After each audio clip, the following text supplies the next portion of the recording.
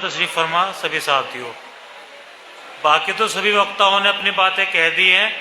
मैं तो सिर्फ इतनी बात कहना चाहता हूं कि इंशाअल्लाह जहां जहां आमिर मेहरान साहब कहेंगे, सलमानी और सैन बिरादरी वहां वहां अपना खून बहाने को तैयार खड़ी है। इसी के साथ मैं अपनी बात खत्म करता हूं। धन्यवाद। चौधरी मेहरबानी जी आए और अपनी विचार रखें। जय मूल निवासी, जय भीम, अस्सलाम वालेकुम। आज की मीटिंग की अध्यक्षता करने वाम सेब के राष्ट्रीय अध्यक्ष मोहम्मद मेहरान जी और मंच पे तमाम सम्मानित नेतागण, आज 15 दिन से इस देवन की सरजमी पे मेहनत कर रहा था। 15 दिन पहले इस प्रोग्राम की डेट रखी और इस प्रोग्राम की शुरुआत करने की देवन की सरजमी से एक पैगाम पहुंचाना था। उस पैगाम के लिए हम लोग यहाँ मेहनत करके इस प्रोग्राम को कामयाब बनाया और इस प्रोग्राम में हम लोगों ने मेहनत करके, हमारे साथियों ने इस प्रोग्राम को सफल बनाने की कोशिश की और सफल बनाया। साथियों, एक कल से सिलसिला आ रहा है। इस देवन की सरजमी से एक पैगाम मिल रहा है हमें। मैं खास करके मुसलमानों से अपील करना चाहता हूं। इमाम साहब एक मिनट सुन लीजिए। मैं अभी बात जिक्र आया था कि यहां मदरसों की सर्वे हो रही है। इमाम साहब, ये तो हम अपनी कौम को समझाते समझाते हमने अपना जीवन खत्म कर लिया, हमने सब कुछ खत्म कर लिया। मैंने तो अपना परिवार खत्म कर दिया, लेकिन ये कौम की समझ में नहीं आया। अगर ये कौम ईमानदारी से हमारे साथ लग जाती, ये कौम ईमानदारी से बाम सेब के मोहम्मद मेहरान को अपना लीडर मान लेती, आज इस सरकार की ताकत नहीं थी कि एक भी मदरसे की सर्वे, तो क्या मदरसे के अंदर एंट्री कर देती। प्रशासन को कोई आदमी मदरसे में घुसने की हिम्मत करता। अफसोस होता है मुझे, चुनाव आता है तब हम बढ़ जाते हैं, चुनाव आता है तो भाईबंदी चालू हो जाती है, बिरादरबार चालू हो जाती है।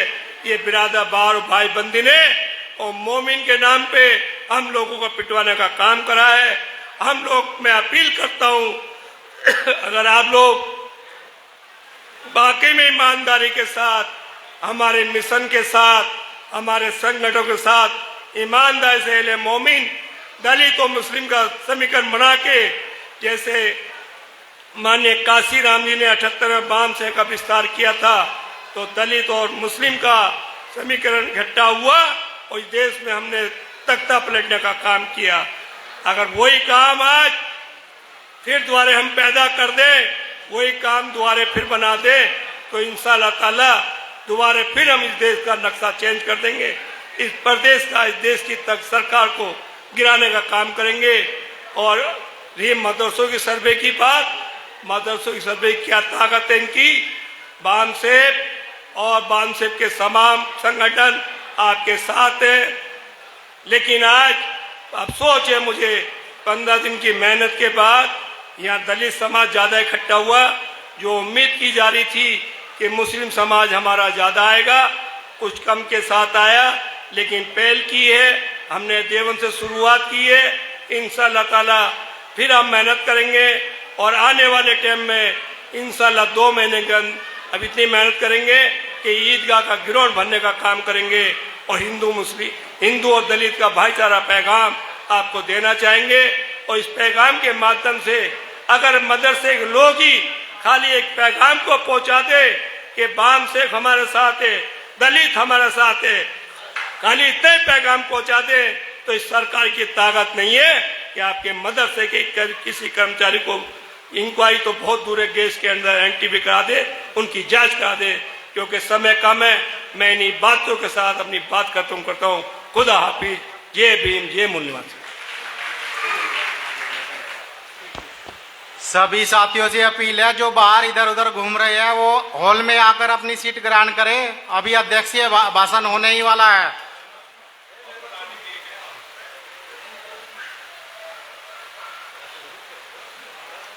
ठीक है सर। मैं स्वागत के लिए आमंत्रित करता हूं सहारनपुर की राष्ट्रीय मुस्लिम मोर्चा की टीम को। वो पगड़ी पहनाकर साहब का स्वागत करेंगे। मोहम्मद कासिम जिला अध्यक्ष राष्ट्रीय मुस्लिम मोर्चा, मौलाना अब्दुल अलीम जी, हकीम साहब, सरदार परवीन जी, देवबंद के राजेंद्र आरती जी, कुलदीप लारी जी, वो आए और साहब को पगड़ी पहनाकर स्वागत करें। फंड देने के लिए प्रतिभा बर्मन जी 500 रुपये मंच के पास आ जाए। हो प्रतिभा बर्मन जी, आयुष्मती शीला मौर्य जी 500 रुपये, माननीय देवेंद्र जी 500 रुपये, वो मंच के पास आ जाए फंड देने के लिए।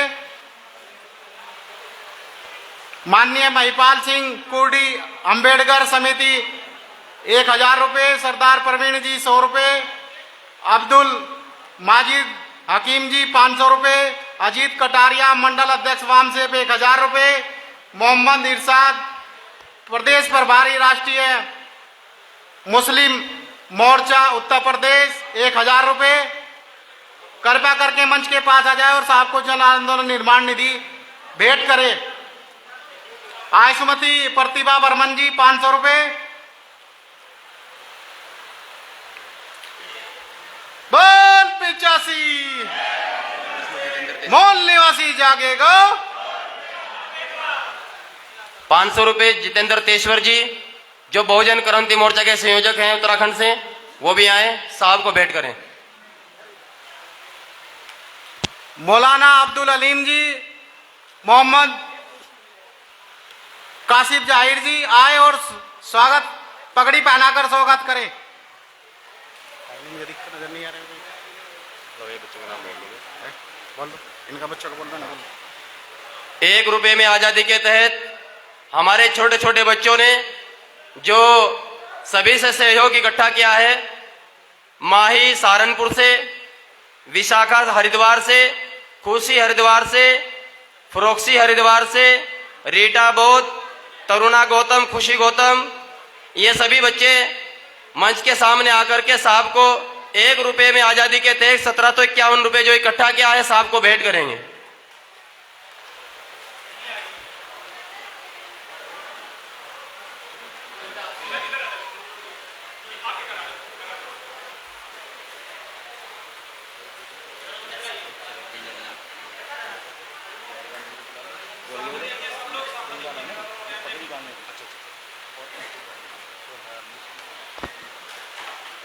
चौधरी मेहरबान अली जी, राष्ट्रीय महासचिव बहुजन मुक्ति पार्टी नई दिल्ली, वो आए और साहब को पगड़ी पहनाए।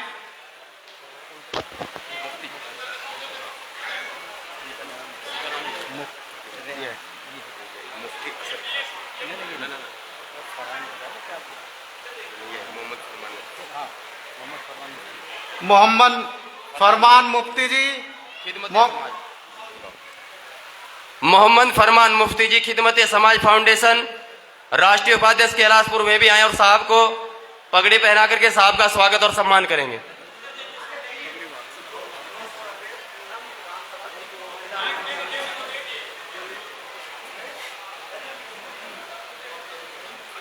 वामन मेसराम जी संघर्ष करो, वामन मेसराम जी संघर्ष करो, वामन मेसराम जी संघर्ष करो। बोल 85, नई रोशनी आई है, नई रोशनी आई है, नई रोशनी आई है।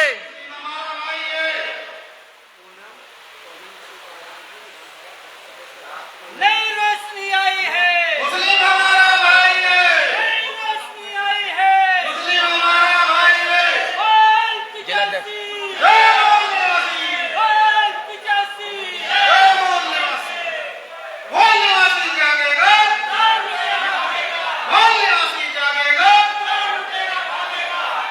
पूनम जी जो गंगों से विधानसभा अध्यक्ष है बहुजन मुक्ति पार्टी, वो 200 रुपये देकर के साहब का सम्मान करेंगे। और साथियों, जिस घड़ी का आप सभी को इंतजार था, जिस समय के लिए आप सभी सुबह से इंतजार कर रहे हैं, वो समय अब आप नजदीक आ गया है। रवि गौतम जी, रवि कश्यप जी तलेड़ी से, रवि कश्यप जी तलेड़ी से, वो परम पूज्य बाबा साहब भीमराव अंबेडकर जी की तस्वीर साहब को भेंट करने के लिए स्वागत कर रहे हैं। रवि कश्यप जी।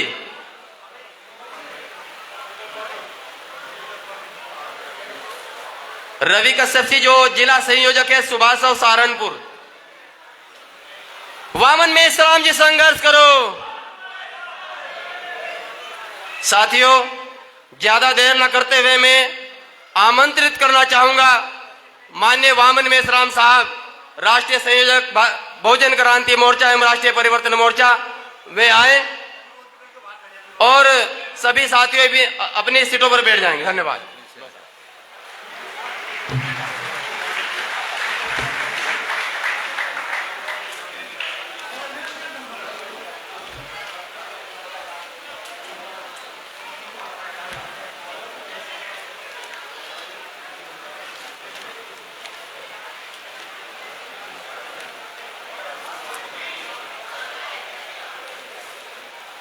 साथियों, हेलो साथियों, आज राष्ट्रीय परिवर्तन मोर्चा सामाजिक, राष्ट्रीय मुस्लिम मोर्चा, बहुजन क्रांति मोर्चा, इनके माध्यम से मंडल स्तरीय रैली का आयोजन किया गया है और इस रैली में जो विषय चर्चा करने के लिए रखे गए हैं वो विषय एक तो नरेंद्र मोदी के द्वारा चुनाव में वोट लेने के लिए खुद को ओबीसी प्रसारित कर तथा सुप्रीम कोर्ट में हलफनामा देकर जाति आधारित जनगणना करने से इनकार करना ओबीसी के साथ धोखेबाजी का दस्तावेजी सबूत है, एक चर्चा। दूसरा है एससी, एसटी, ओबीसी और धर्म परिवर्तित अल्पसंख्यकों में भाईचारा निर्माण किए बिना सामाजिक, राजनीतिक, आर्थिक समस्याओं का समाधान संभव नहीं है, एक चर्चा। तीसरा विषय है भारतीय मुसलमानों को जब तक अपने सामाजिक और सियासी बेदारी की असल जानकारी नहीं होगी तब तक भारत में कौन जालिम है, कौन मजलूम है, ये समझदारी पैदा होना मुश्किल है, एक चर्चा। साथियों, बहुत सारे विषय चर्चा करने के लिए रखे गए हैं। मैं कुछ मुद्दों के बारे में यहाँ आप लोगों के सामने कुछ बातें आप लोगों के सामने रखना चाहता हूं। सबसे पहले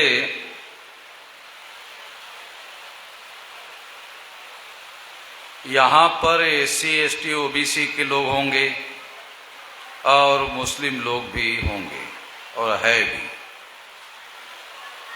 तो इसलिए इस बात को खास तौर पर मैं आपको समझा रहा हूं। मैं भाषण कभी करता नहीं हूं, जब भी बोलता हूं तो कोशिश करता हूं कि लोगों को जो समझ में नहीं आता है उसे समझाया जाए, और यदि लोगों को बात समझ में आती है तो फिर समझदारी पैदा होगी और समझदार लोग समझदारी की तरह काम करेंगे। इसलिए मैं सारे देश भर में 47 साल हो गए हैं ये कर रहा हूं। 18 साल 3-4 महीने की मेरी उम्र थी तब से कर रहा हूं, अभी मेरी 65 साल की उम्र चल रही है, तो 47 साल से कर रहा हूं। तो इसके आधार पर देश में कोई दिन ऐसा नहीं निकलता है जिसमें हिंदू मुसलमान की चर्चा शुरू नहीं की जाती या की नहीं जाती।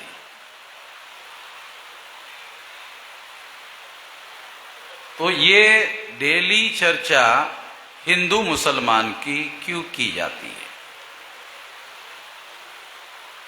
मुझे तो नहीं लगता कि ये बात जो है ना SC ST OBC को समझ में आती है, ना मुसलमानों को समझ में आती है। क्योंकि ज्यादातर लोग जो है केवल प्रतिक्रिया करते हैं, या और प्रतिक्रिया ये क्यों चर्चा करवाई जा रही है ये समझे बगैर करवाई जाती है। हमारे लोग प्रतिक्रिया करते रहते हैं, क्रिया नहीं करते हैं, क्योंकि क्रिया करने के लिए तो संगठित शक्ति चाहिए। अगर आपके पास संगठित शक्ति नहीं है तो आप केवल प्रतिक्रिया कर सकते हैं, क्रिया नहीं कर सकते। और प्रतिक्रिया से केवल दुश्मनों का फायदा होता है, प्रतिक्रिया करने वाले समूहों को कोई फायदा नहीं। ये राजनीति है, इतना आसान है नहीं। जो आसान नहीं है वो समझाने की कोशिश कर रहा हूं। तो हिंदू मुस्लिम की जो चर्चा है उसके पीछे क्या मकसद है? डेली हिंदू मुस्लिम, डेली हिंदू मुस्लिम, हिंदू मुस्लिम, हिंदू मुस्लिम, हिंदू मुस्लिम। मुद्दे वही उठाए जाते हैं जिससे मामला हिंदू मुसलमान बनाया जा सके। अभी आज तक के पत्रकार यहां आए थे तो उन्होंने पूछा कि आपको लगता है देश में मुसलमानों को टारगेट किया जा रहा है? मुझे उन्होंने पूछा।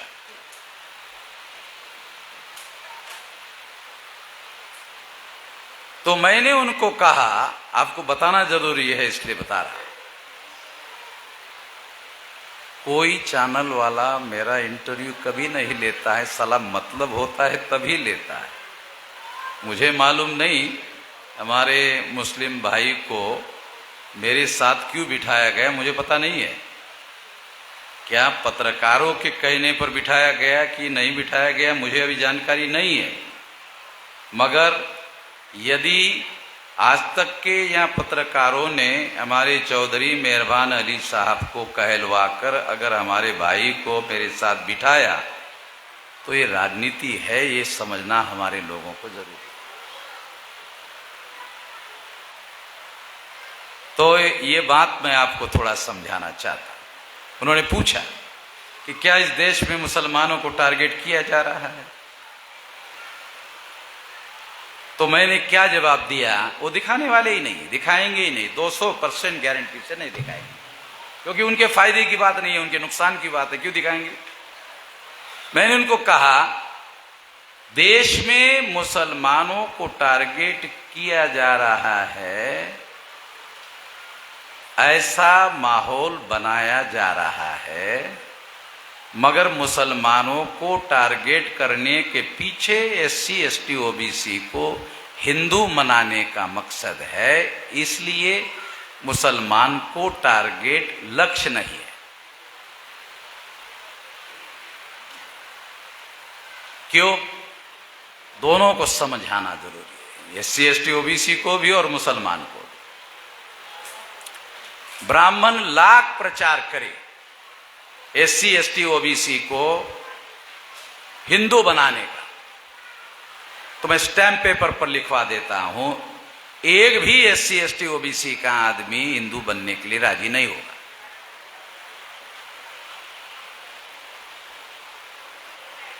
और ये बात सबसे ज्यादा मुसलमानों को समझने की जरूरत है। बहुत खास बात बता रहा हूं आप लोगों को। इस देश में अगर ब्राह्मण अपने धर्म का प्रचार करने के लिए झोला उठाए और प्रचार करे कि आप हिंदू बन जाओ, ऐसा तो कोई ब्राह्मण नहीं कर रहा है भारत में, तो पहला सवाल उनको पूछा जाएगा, चलो ठीक है हम हिंदू बन जाते हैं, तुम्हारे धर्म में हमारा स्थान क्या होगा? सारे इंसान बराबर होंगे या ब्राह्मण सबसे ऊपर होगा? पूछा जाएगा है? पहला नंबर पर सवाल पूछा जाएगा। तो इसका जवाब नहीं है। वामन में इस्लाम की बात है, ब्राह्मण के पास जवाब नहीं है, और जवाब देगा तो झूठ साबित होगा, और सच बोलेगा खुद ही खतरे में पड़ेगा। सच क्या बोलना पड़ेगा? यहां हम ब्राह्मण जो है ऊपर ही रहेगा, शूद्र जो है, जो पिछड़े वर्ग का है, वो शूद्र होगा, और शेड्यूल कास्ट शेड्यूल ट्राइब तो वर्ण व्यवस्था के बाहर होगा, अंदर भी नहीं होगा।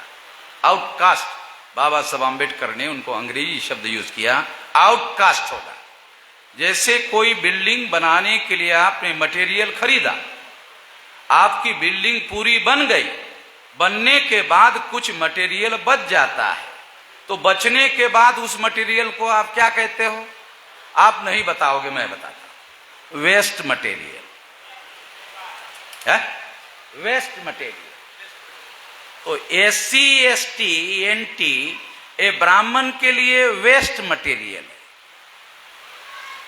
तो मुसलमानों को समझना जरूरी है, जो वेस्ट मटेरियल है, क्योंकि वर्ण व्यवस्था तो बन गया, ब्राह्मण बन गया, क्षत्रिय बन गया, वैश्य बन गया, शूद्र बन गया, तो जो SC ST NT DNT VJNT है वो तो इसमें है ही नहीं। तो बाबा साहब आम्बेडकर कहते हैं आउटकास्ट है, ये वर्ण बाह्य है, ये वर्ण व्यवस्था के बाहर के लोग हैं।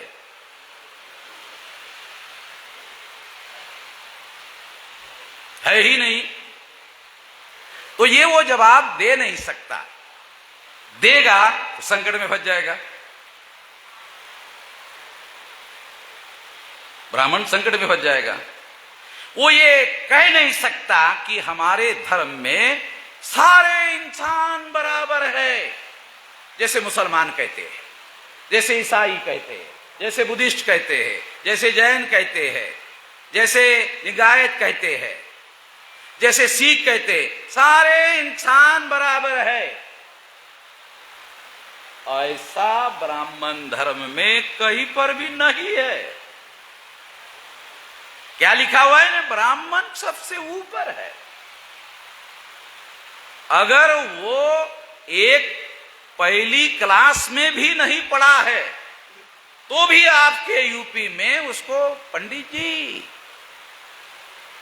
कहते हैं। पंडित जी, हमारे महाराष्ट्र में पंडित किसको बोलते मालूम? जो विद्वान है उसको पंडित बोलते।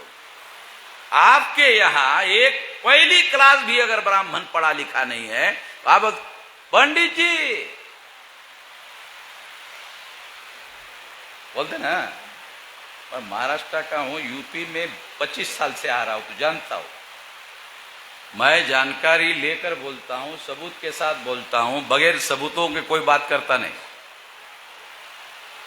मैं आपको समझा रहा हूं। तो ब्राह्मण ये कह नहीं सकता सारे इंसान बराबर है। इस्लाम तो ठोक कर कहेगा सारे इंसान बराबर।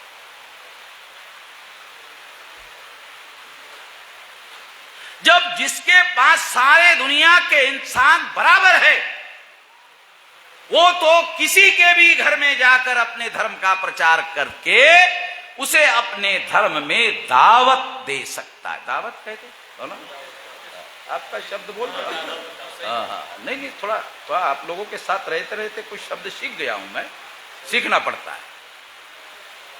तो आप दावत जाकर दे सकते हैं। क्यों? क्योंकि आपके पास सारे दुनिया के इंसान बराबर है, इसलिए आप दावत दे सकते हैं। ब्राह्मण दावत नहीं दे सकता क्योंकि सारे इंसान बराबर नहीं।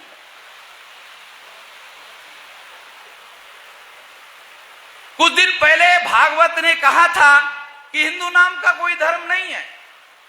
वो मेरी वजह से उसको कहना पड़ता है, क्योंकि मैं कहता हूं पिछले 20 साल से कि हिंदू नाम का कोई धर्म नहीं। यदि इंग्लैंड में एडल्ट फ्रेंचाइज, प्राउड मताधिकार, शायद आपके यूपी में वयस्क मताधिकार कहते हैं हिंदी में। वयस्क बराबर है। मुस्लिम लोग तो उर्दू, फारसी, अरबी, तो इसमें ये वयस्क नहीं है, ये शुद्ध हिंदी का शब्द है। मैं कंपैरेटिव भाषा भी जानता हूं थोड़ी बहुत। प्राउड दूसरा शब्द है वयस्क, अंग्रेजी है एडल्ट, फ्रेंचाइज। जब ये लड़ाई इंग्लैंड में शुरू हुई, आंदोलन शुरू हुआ, तो इंग्लैंड में भी केवल दो प्रकार के लोगों को वोट का अधिकार था, एक पढ़े लिखे लोगों को और टैक्स पेयर।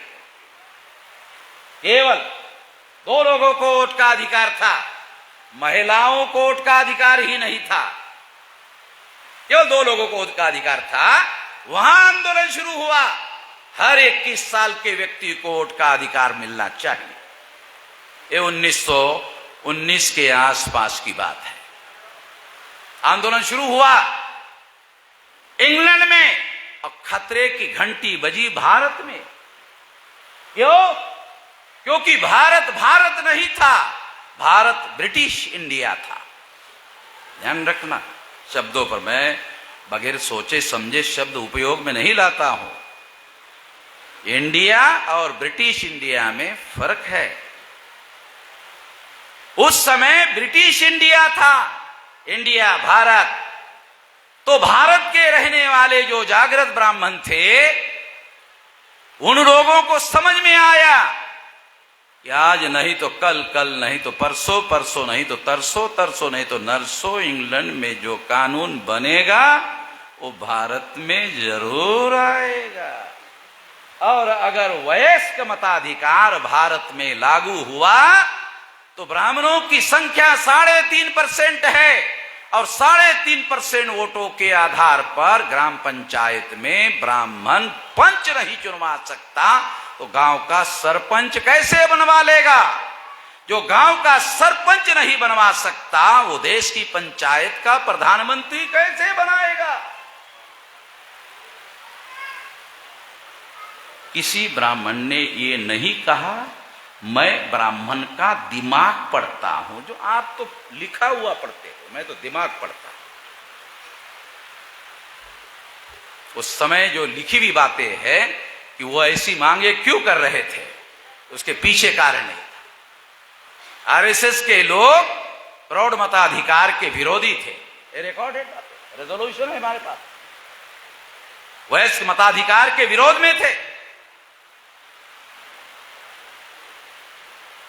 और इस वजह से भारत में उन लोगों ने इन बातों को ध्यान में रखते हुए जो अपने को ब्राह्मण कहते थे,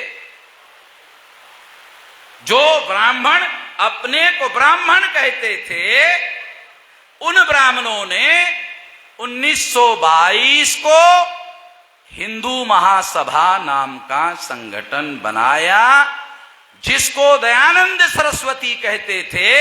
हिंदू मुसलमान की दी हुई गाली है और हमें बर्दाश्त नहीं है, बर्दाश्त नहीं करेंगे।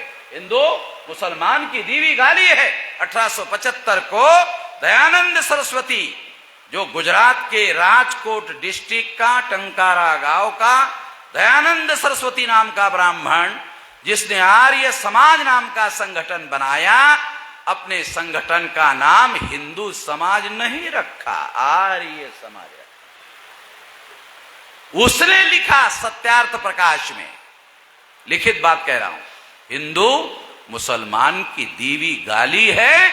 जो ब्राह्मण हिंदू मुसलमान की दीवी गाली है ऐसा कह रहे थे, उन्हीं ब्राह्मणों ने 1922 को हिंदू महासभा की स्थापना की। बगैर सोचे समझे की, बगैर विचार किए की। कोई तो कारण होगा। कोई ब्राह्मण अपने को हिंदू नहीं कहता, कोई ब्राह्मण अपने को हिंदू नहीं मानता। एविडेंस, जब शादी करता है टफ टेस्ट होता है आदमी का कि ये हिंदू है या नहीं, आपको सबूत बताता है। अगर कोई आदमी हिंदू है या नहीं है, उसका टेस्ट करने के लिए सबूत बताता है। सबूत क्या है? अगर ब्राह्मण अपनी शादी योग्य लड़की का प्रस्ताव SC ST OBC को, जिसको वो प्रचार में हिंदू कहते हैं, अगर ब्राह्मण भी अपने को हिंदू कहता है तो अपने लड़की का प्रस्ताव SC ST OBC को, जिनको वो हिंदू कहते हैं, लेकर जाता है? कोई ब्राह्मण जाता है? किसी SC के, ST के, OBC के आदमी कहता है मान्यवर मेरी बेटी ग्रेजुएट हो गई है, तेरा बेटा भी ग्रेजुएट है, होने दो शादी, है बराबर हो गया है, मेरी बेटी ग्रेजुएट, तेरा बेटा ग्रेजुएट, हम तो अनपढ़ है मगर दोनों पढ़े लिखे हैं, होने दो शादी। ऐसा भारत में कोई भी ब्राह्मण किसी SC ST OBC के पास शादी का प्रस्ताव लेकर नहीं जाता है। क्यों नहीं जाता है? क्योंकि वो प्रचार के लिए अपने को हिंदू कहता है, हिंदू है नहीं, अपने को हिंदू नहीं मानता, अपने को हिंदू नहीं मानता। मानता होता तो दूसरे हिंदुओं के घरों में अपने लड़की का प्रस्ताव लेकर जाता शादी के लिए। ऐसा ब्राह्मण कभी नहीं करता। बीजेपी में मुसलमान जाते नहीं है, तो बीजेपी में भी एक हाथ चेहरा मुसलमानों का हो तो RSS के ब्राह्मण किसी मुसलमान को दामाद बनाने के लिए अपनी लड़की दे देते। जो सच्चाई है वो आप लोगों को बताना चाहता हूं, आपको मालूम होना चाहिए। जो सच्चाई है उनको मंत्री भी बनाते हैं, चाहे बिहार के शाहनवाज जी हो या सिद्दीकी अपने दिल्ली में मंत्री थे, अभी नहीं है, मुरली मनोहर के दामाद है। मेरा ऑब्जेक्शन नहीं है कि उन्होंने अपनी लड़की उनको क्यों, मेरा ये ऑब्जेक्शन नहीं है, मर्जी की बात है, हर एक की मर्जी की बात है, करे, मगर राजनीति समझाने के लिए उदाहरण दे रहा, समझाने के लिए उदाहरण दे रहा हूं। SC ST OBC को क्या कहते हैं? अरे 10 साल में, 20 साल में, 25 साल में, 50 साल में मुसलमान 1000 गुना बढ़ जाएंगे और सारा राज मुसलमानों का हो जाएगा। कोई SC ST OBC का आदमी वेरीफाई नहीं करता, वेरिफिकेशन ही उसको मालूम नहीं, वेरिफिकेशन किसको बोलते हैं? चले हमारे SC ST OBC के वकीलों को मालूम नहीं है सही साहब, वेरिफिकेशन किसको बोलते हैं, हमारे वकीलों को समझ में नहीं आता कि कोई भी बात छानबीन किए बगैर नहीं माननी चाहिए है? मुझे लगता है कुरान में तो ये सिद्धांत जरूर होगा, आंख लगाकर मान लो, ऐसा तो नहीं होगा कुरान। मतलब जितना मैं थोड़ा कुरान के बारे में मेरा जो थोड़ा बहुत अभ्यास है, बगैर छानबीन के मान लो, ऐसा तो कोई आदेश अल्लाह ताला ने मुझे तो नहीं लगता दिया। मैं खास बात आपको समझा रहा हूं, मैं भाषण नहीं कर रहा, मैं समझा रहा हूं, एक एक बात आपको समझा रहा हूं। तो ये जो बात मैं आपको बता रहा हूं, इससे प्रूव हो जाता है कि ब्राह्मण हिंदू नहीं है, वो प्रचार के लिए हिंदू कहता है ताकि चुनाव में लड़ने के दौरान SC ST OBC का हिंदू के नाम पर वोट लिया जा सके। 3.5% वोटों के आधार पर जब ग्राम पंचायत में पंच सरपंच नहीं बनाया जा सकता तो मेंबर पार्लियामेंट और असेंबली मेंबर बनने का सवाल नहीं। तो मुसलमानों को एक तरफ समझना जरूरी है और SC ST OBC के लोगों को यह समझना जरूरी है कि मुसलमानों को जो टारगेट किया जा रहा है वो टारगेट करने के लिए नहीं है। मैं कहते रहता हूं, क्या कहते रहता हूं? मैं हमेशा ये बात कहते रहता हूं कि मुसलमान उन लोगों के टारगेट में दिखाई दे रहा है मगर निशाना मुसलमान नहीं। टारगेट मुसलमान है, निशाना मुसलमान नहीं।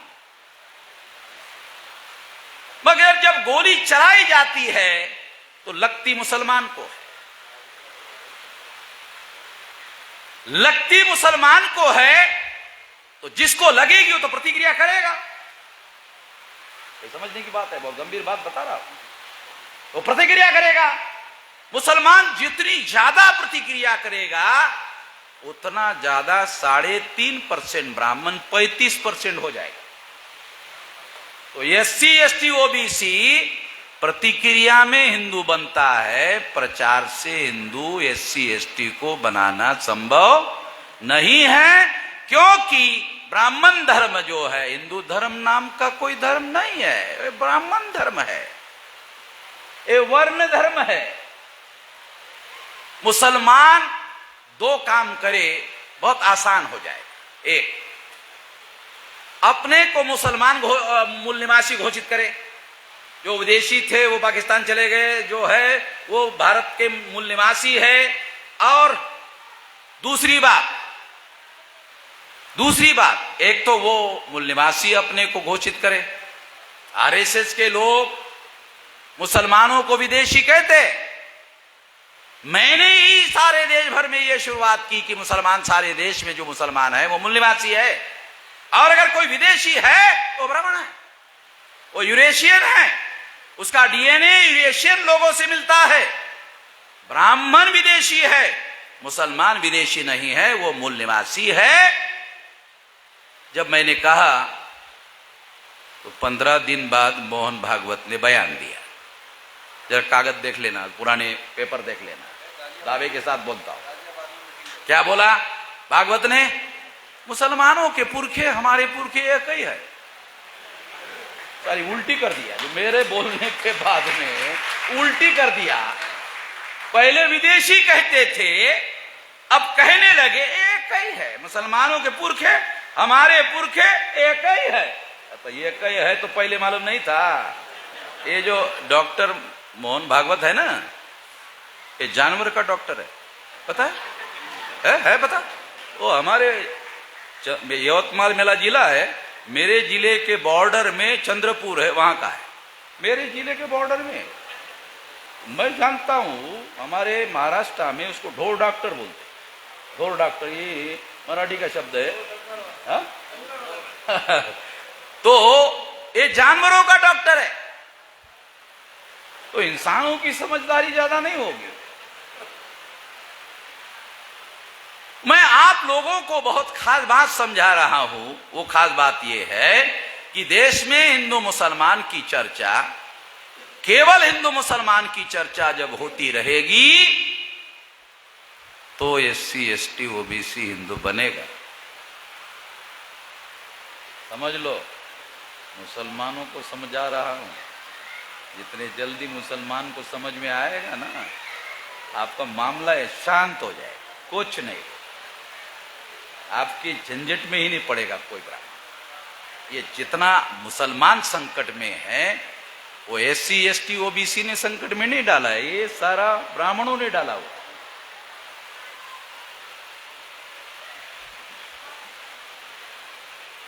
तो ब्राह्मण जो है उसको समझने की, उसकी जो दिमागी स्थिति है उसको समझने की जरूरत है। एडल्फ फ्रेंचाइज ने, प्रौढ़ मताधिकार ने, ब्राह्मणों ने अपनी दांवपेच में परिवर्तन किया। जो ब्राह्मण हिंदू को गाली कहता था, उस ब्राह्मण ने दांवपेच के तहत हिंदू शब्द स्वीकार कर लिया। दांवपेच समझ रहे? जो हिंदू को गाली कहता था मुसलमान की दी हुई, उस शब्द को उन्होंने दांवपेच के तहत स्वीकार कर लिया। इसलिए कि यदि ब्राह्मण धर्म के नाम पर प्रचार करता तो SC ST OBC क्या कहता? तुम्हारा धर्म है, तुमको क्या करना है करो, हमें क्या मतलब है भाई। ब्राह्मण धर्म तुम्हारा है, तुम देखो, हमें क्या मतलब है। SC ST OBC कहता है। अब देखो SC ST OBC को गधा कैसे बनाया हिंदू। तो SC ST OBC हिंदू हो गया। बदलाव क्या? दांवपेच। बदलाव कुछ भी नहीं किया, केवल प्रचार में हिंदू शब्द लाया, प्रचार में हिंदू शब्द लाया। एक बात। दूसरी बात, वो प्रचार से हिंदू नहीं बना सकता, इसलिए हिंदू मुसलमान की चर्चा करके प्रतिक्रिया निर्माण करवाता है। फसाद एससी एसटी ओबीसी को हिंदू बनाने का ब्राह्मणों का राष्ट्रीय कार्यक्रम है। फसाद एससी एसटी ओबीसी को हिंदू बनाने का ब्राह्मणों का राष्ट्रीय कार्यक्रम है।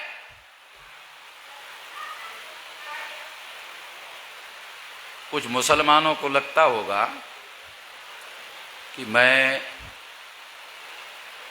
ब्राह्मण का नाम लेकर नहीं बोलना चाहिए, तो मैं मुसलमानों को अनुरोध करता हूं इसकी चिंता आप मत करो, ब्राह्मणों को करने दो, उनको मेरे खिलाफ एफआईआर करने दो। आपको चिंता करने की जरूरत नहीं है, वो एफआईआर करने वाला नहीं है मेरे खिलाफ में, समझ ना? क्योंकि आर्टिकल 19 आपको भी पता नहीं है, संविधान का आर्टिकल 19 जिसके तहत मुझे बोलने की आजादी मिली, वो बाबा साहब आम्बेडकर का दिया हुआ अधिकार है, साले किसी के बाप का दिया हुआ तो है नहीं। मैं तो कह सकता हूं मेरे बाप का दिया हुआ है, मैं तो कह सकता हूं मेरे बाप का दिया हुआ है। जिस अधिकार के तहत मैं बोल रहा हूं वो तुम्हारे मनु के बाप का नहीं है, मेरे बाप का है, जिसके तहत मैं बोल रहा हूं। और ये मौलिक अधिकार है, ये बोलने का मेरे पास अधिकार है। ये मैं सुप्रीम कोर्ट के लॉयर को भी मैं ही समझाता हूं।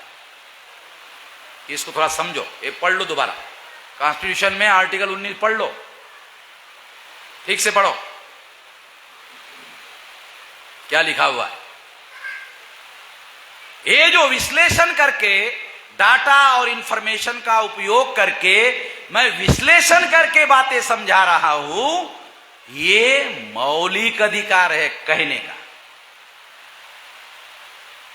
मुसलमानों को भी कहना चाहिए, बोलना चाहिए, मगर मुसलमानों में धार्मिक धारणाएं ज्यादा गहरी है, उनके अंदर सामाजिक और राजनीतिक चेतना का अभाव। जिस दिन सामाजिक और राजनीतिक चेतना पैदा होगी उस दिन मुसलमान बोलना कैसे चाहिए और क्या नहीं बोलना चाहिए ये हुनर उनके अंदर पैदा हो जाएगा। अगर वो मेरे से सीखना चाहते हैं तो मैं ट्रेनिंग देने के लिए तैयार, मैं समय देने के लिए तैयार। केवल धार्मिक बातों से ब्राह्मणवाद भारत में मजबूत हो रहा है। ब्राह्मणवाद मुसलमानों के केवल धार्मिक बातों से ब्राह्मणवाद मजबूत हो रहा है। इससे मुसलमानों का फायदा नहीं, भारी नुकसान है, बहुत भारी नुकसान है। इससे ध्रुवीकरण हो जाएगा एससी एसटी ओबीसी प्लस ब्राह्मण का, और ब्राह्मण एससी एसटी ओबीसी का मुसलमानों के खिलाफ इस्तेमाल करेगा। थोड़ा बहुत जो हुआ वो कर रहा है। तो इसलिए मैं आप लोगों को यह अनुरोध कर रहा हूं, समझा रहा हूं कि देश में हिंदू मुसलमान की चर्चा भारत में ब्राह्मण कर रहा है, मीडिया कर रहा है जो उनके नियंत्रण में है, और उनके नियंत्रण में जो संगठन है वो इस तरह की बातें कर रहे हैं। सारी बातें वही कर रहे हैं और मीडिया उसकी चर्चा कर रहे हैं।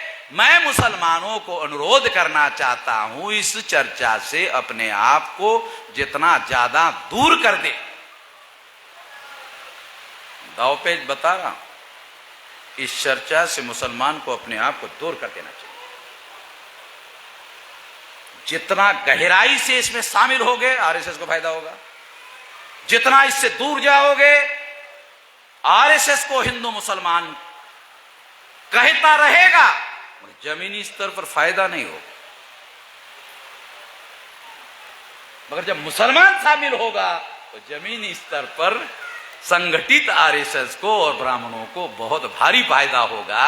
अरे जो ग्राम पंचायत का सरपंच नहीं बना सकता था वो देश के केंद्र में सरकार बना चुका है। कुछ तो समझने की जरूरत है।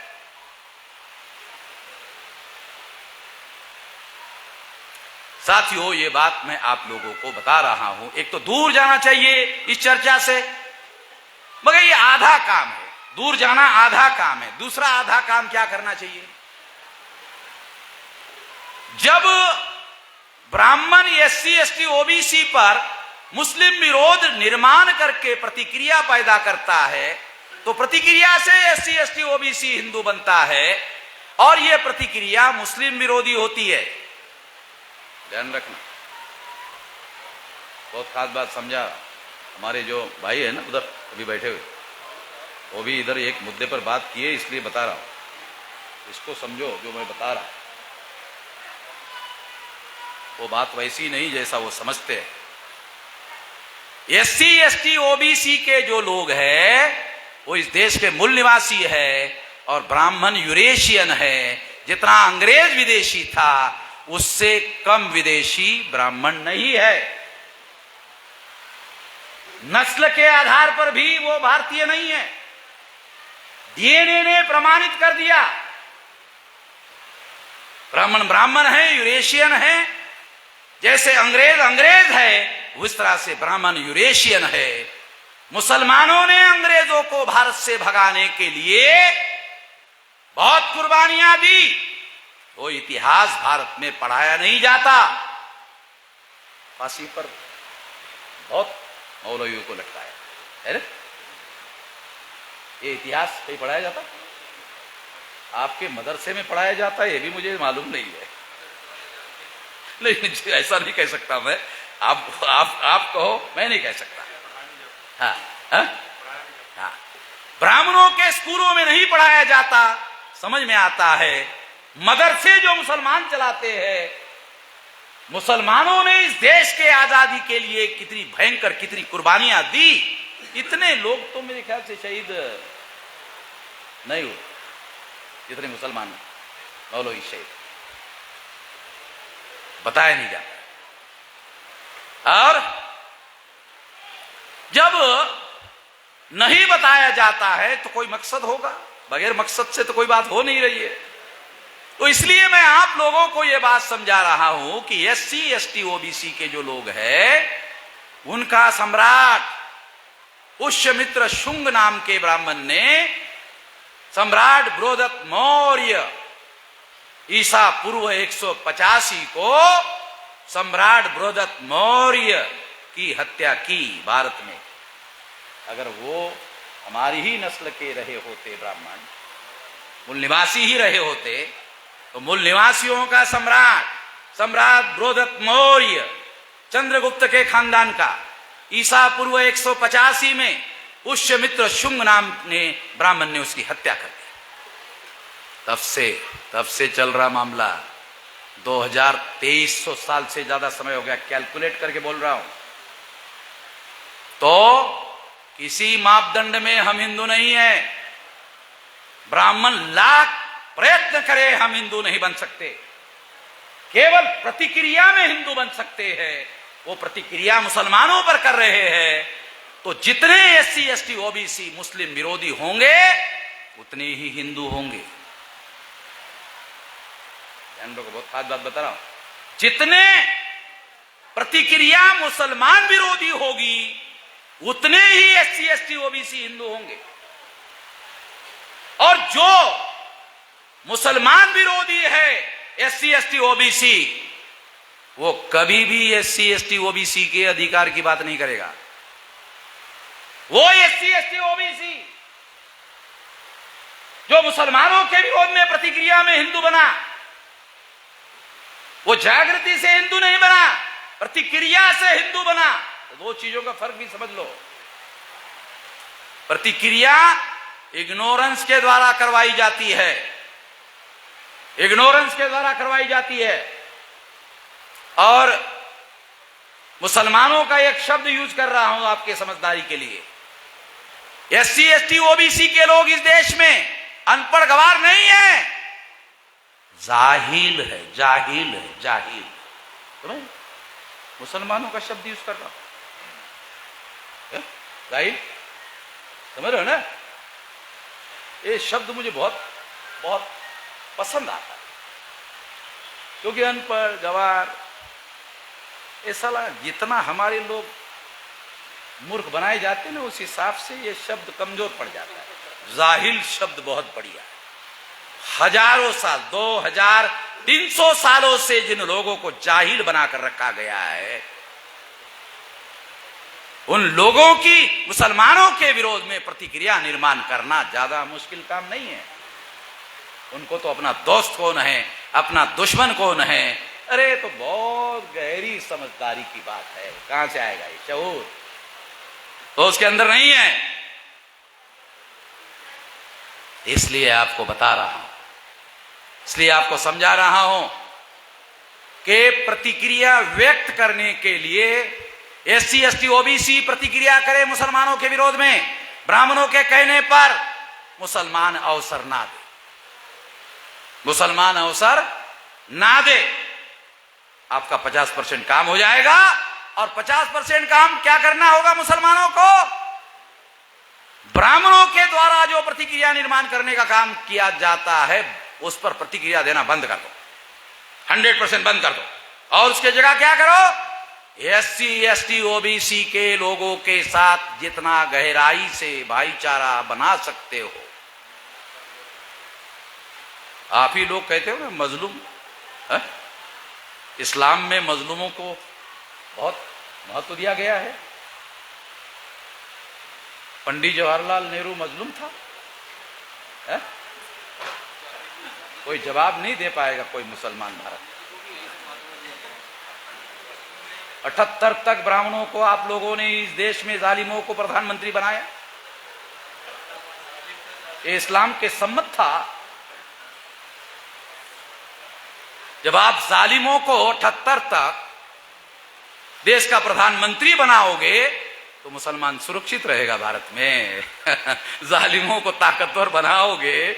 इस्लाम के मौलिक सिद्धांतों के विरोध में मुसलमानों ने काम किया। संकट काल में मुसलमानों को खुद संकट में फंसकर मजलूमों के समर्थन में खड़े होते तो कोई मजलूम मुसलमान के घर पर फसाद करने के लिए ब्राह्मण को साथ सहयोग नहीं करता।